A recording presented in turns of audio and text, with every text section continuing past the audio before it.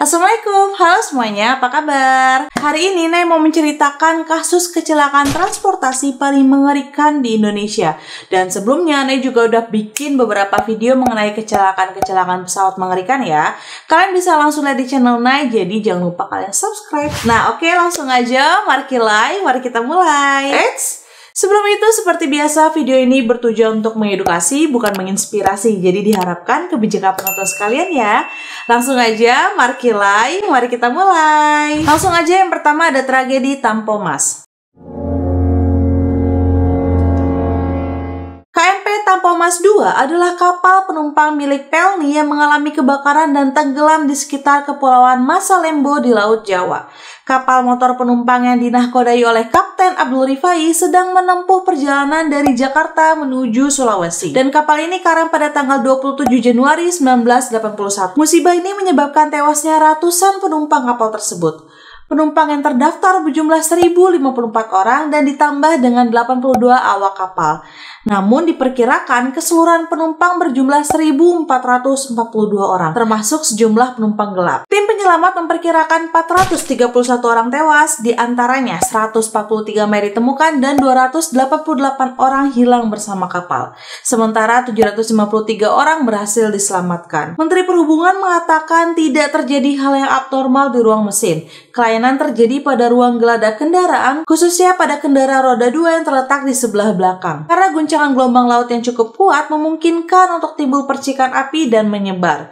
Kebakaran hebat pun tak dapat dicegah, dan terlebih lagi pada saat itu kapal tak memiliki smoke detector sehingga dapat mengetahui sumber api secara cepat. Yang berikutnya adalah tragedi Senopati Nusantara.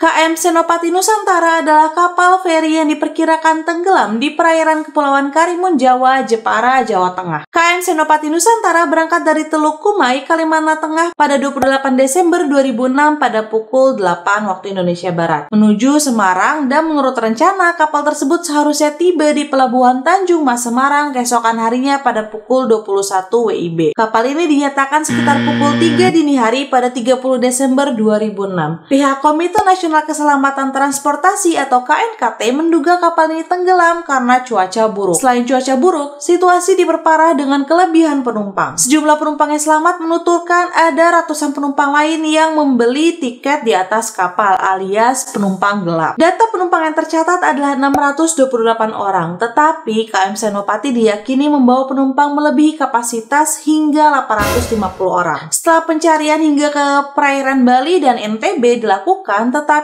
tidak membuahkan hasil. Keberadaan kapal tersebut terdeteksi setelah ditemukan logam di bawah laut pada kedalaman 40 meter. Kapal itu akhirnya menuju dasar samudra dan tercatat 46 orang meninggal dunia, 347 orang hilang dan kemungkinan besar tewas, serta 235 orang selamat. Senopati akhirnya menyerah di Laut Jawa. Nah, yang berikutnya adalah kecelakaan kereta api di Padang Panjang.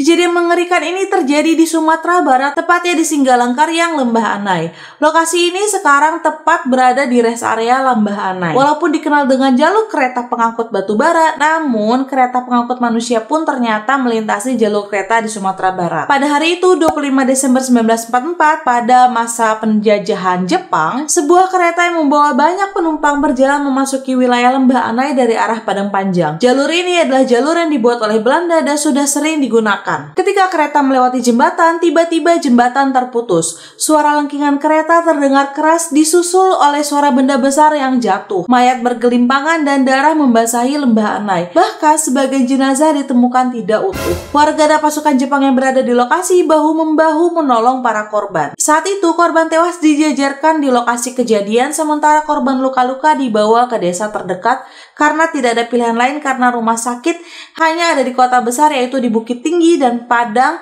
yang jauh dari lokasi kejadian. Diperkirakan korban tewas mencapai 200 orang dan para korban dikuburkan secara massal di sekitar lokasi kejadian dengan menggali tanah sedalam 5 meter. 3 bulan kemudian, tepatnya pada 23 Maret 1945, terjadi lagi kecelakaan serupa. Namun jumlah korban tidak dapat diketahui. Dan akhirnya sebuah tugu pun dibangun untuk memperingati kedua tragedi tersebut. Yang selanjutnya adalah kecelakaan kapal di Gol. KM Digol adalah sebuah kapal motor barang milik perusahaan negara yang tenggelam pada 8 Juli 2005 di perairan Arafura. Kapal tersebut sedang dalam perjalanan dari Merauke ke Tanah Merah, Kabupaten Boven Digol.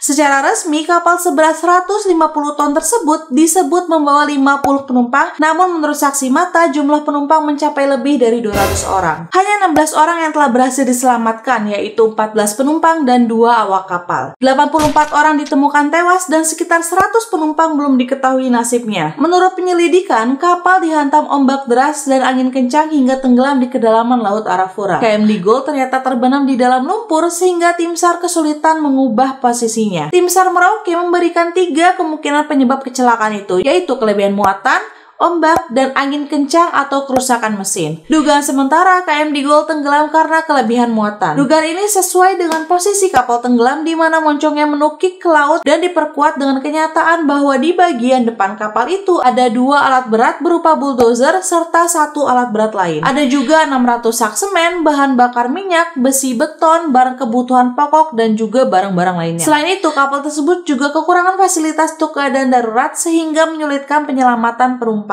Nah, itu dia mengenai kasus kecelakaan transportasi paling mengerikan di Indonesia. Beberapa tragedi ini terjadi pas Nay masih kecil dan bahkan belum lahir, jadi emang nggak begitu familiar buat Nay.